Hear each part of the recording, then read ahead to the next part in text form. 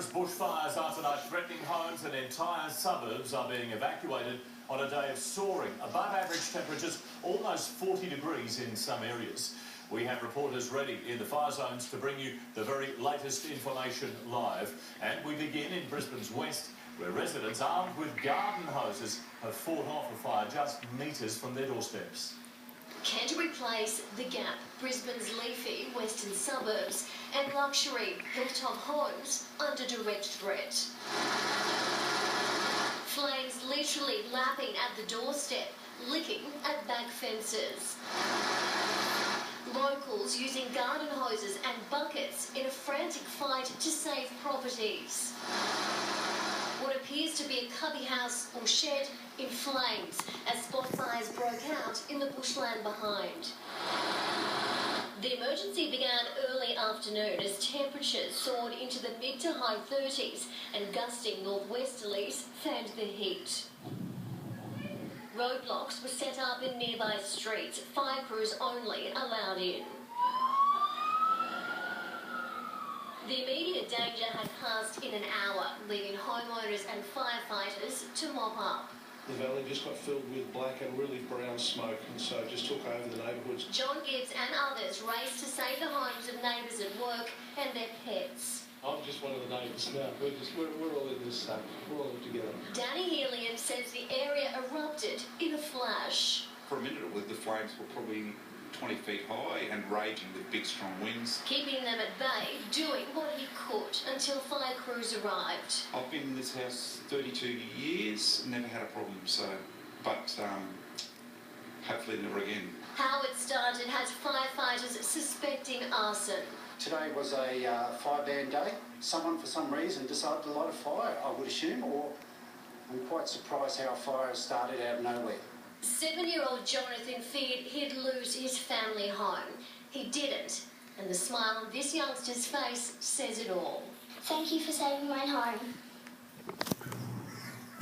This is how close the flames came to this family home. This is their backyard. It's virtually burnt out. The flames jumped their back fence after tearing through this thick bushland.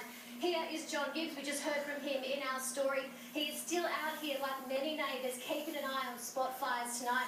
And really, Andrew, there is growing anger here in the Gap tonight as residents start to learn that this damage, this destruction, may have been deliberate. Thanks, Emily. Well, look, I want to take you now to Alex Heinke at Tewantin with breaking news. Alex, the entire suburb is right now being evacuated. Yeah, that's right, Andrew. This bushfire emergency has gone from bad to critical only in the space of a few hours. The entire township here of Tewantin, several thousand people, most of them elderly and retirees, are being told to leave. We're just at a roundabout in the town.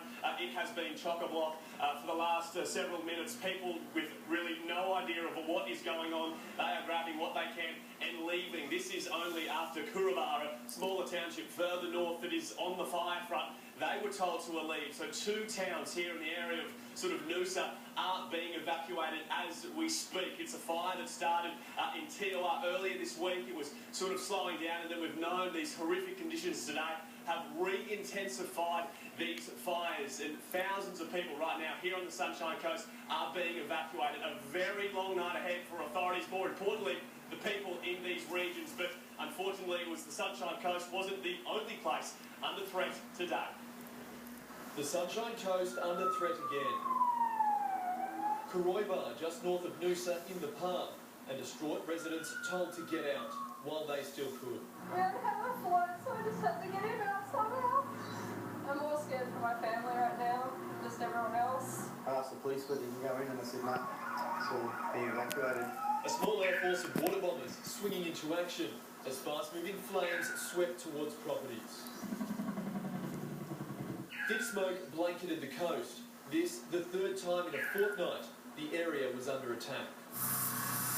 We were warned the southeast was in danger, and so it was, as temperatures reached 40 in parts and the winds played chaotic havoc. Residents at Thornton in the Lockyer Valley were also told to get ready to flee, as a fire there split in 2 and headed in different directions. According to authorities, this won't be the last time we see these extreme fire conditions this month. The ground is so dry, and there's only a small chance of some rain at the end of next week, with no significant falls expected until at least next year. South of Logan at Buchan, the same warning to be ready to go. So there's a trough and a westerly burst of hot and dry winds moving through the southern parts of Queensland. We expect whatever fire's in the landscape today will take days to get a hold of and contain. But conditions should ease, hopefully reducing the threat. So we have a cool change moving through the south overnight tonight and early tomorrow morning. Everyone's praying they're right. Robin, investigations underway into that fire at Buchan.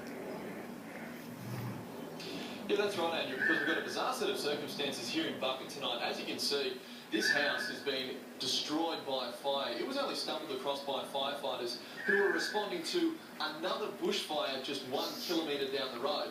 Now, we're here with the residents tonight. I've also spoken to fire investigators, and they tell me they believe these two fires aren't linked. But I can also tell you the Criminal Investigation Branch is now looking at the two fires to get to the bottom of what really happened in Buchan. Andrew? Mysterious. Rob, thanks for that. Well, let's go further south. New South Wales is tonight in the grips of a bushfire crisis, the likes of which it has never